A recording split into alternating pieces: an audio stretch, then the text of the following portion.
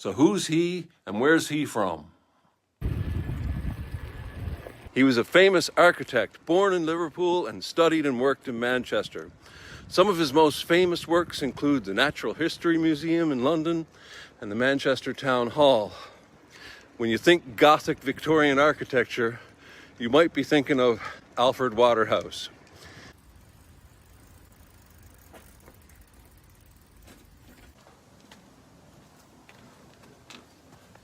My videos are full of rabbit holes. Now, we've talked about rights of way here before. Now, I've heard that once a year, this gate is locked.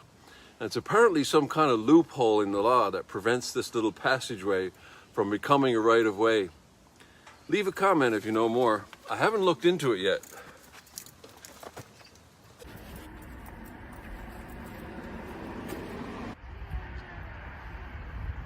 This was his first Anglican church.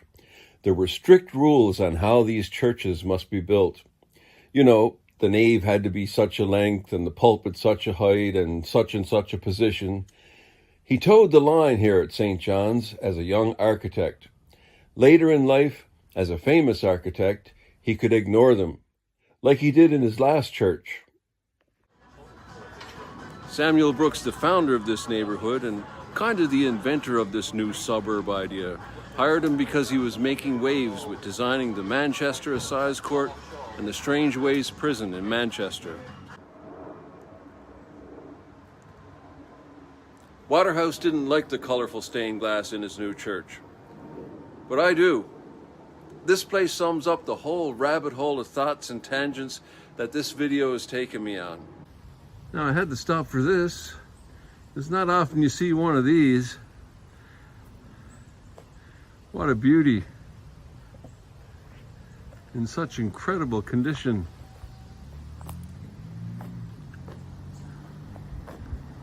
Waterhouse was born in Liverpool, and yet Manchester claims him as one of its sons.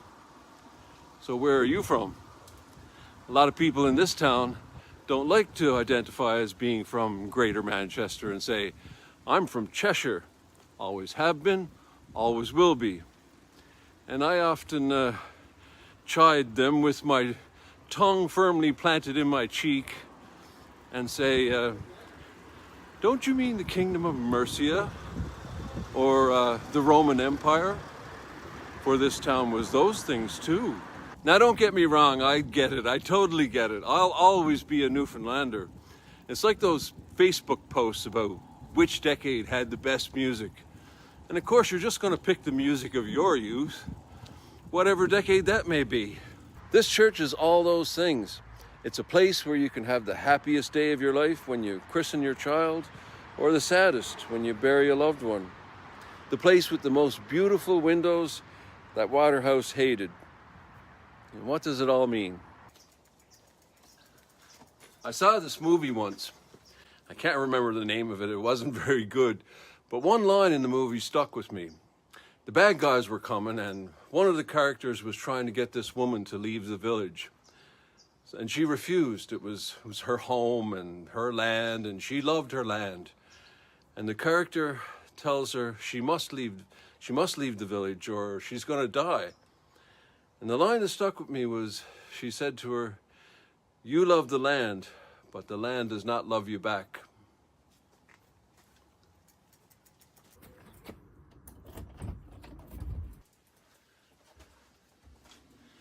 Whether you believe in climate change or not, this is the only home we have, this planet. You have to treat it as best you can in whatever way you think is best. You wouldn't, well, I'm assuming you wouldn't dump garbage in your backyard. Just take that attitude of, not in my backyard. And think of the whole thing as your backyard. It doesn't matter if you're from Manchester or Liverpool or Cheshire or Greater Manchester or even Newfoundland. It doesn't matter what name you put on it.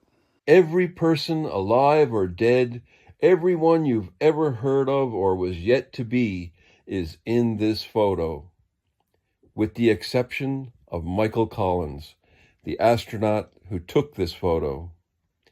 We don't inherit the land from our parents. We borrow it from our children. I'll end with the words of Carl Sagan on this matter. And remember, it doesn't even matter if you don't believe the Earth is a sphere or NASA is a hoax. Look again at that dot. That's here. That's home. That's us. On it, everyone you love, everyone you know, everyone you've ever heard of, every human being who ever was, lived out their lives. The aggregate of our joy and suffering, thousands of confident religions, ideologies, and economic doctrines, every hunter and forager, every hero and coward, every creator and destroyer of civilization, every king and peasant, every young couple in love, every mother and father, hopeful child, inventor and explorer, every teacher of morals, every corrupt politician, every superstar, every supreme leader, every saint and sinner in the history of our species lived there on a mote of dust suspended in a sunbeam.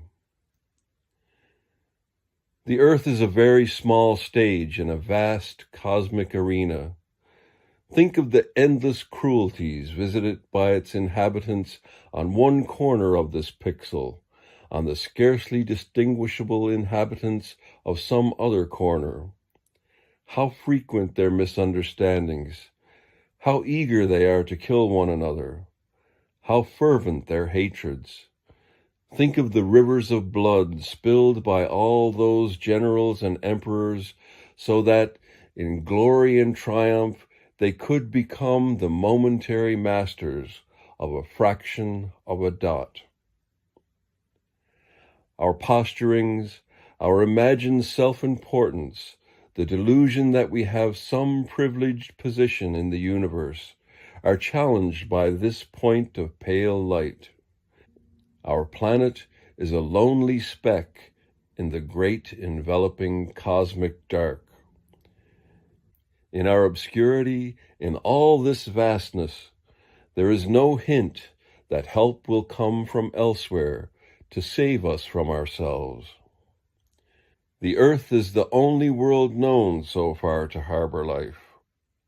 There is nowhere else, at least in the near future, to which our species could migrate.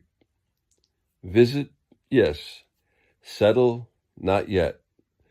Like it or not, for the moment, the Earth is where we make our stand. It has been said that astronomy is a humbling and character-building experience. There is perhaps no better demonstration of the folly of human conceits than this distant image of our tiny world. To me, it underscores our responsibility to deal more kindly with one another and to preserve and cherish the pale blue dot, the only home we've ever known.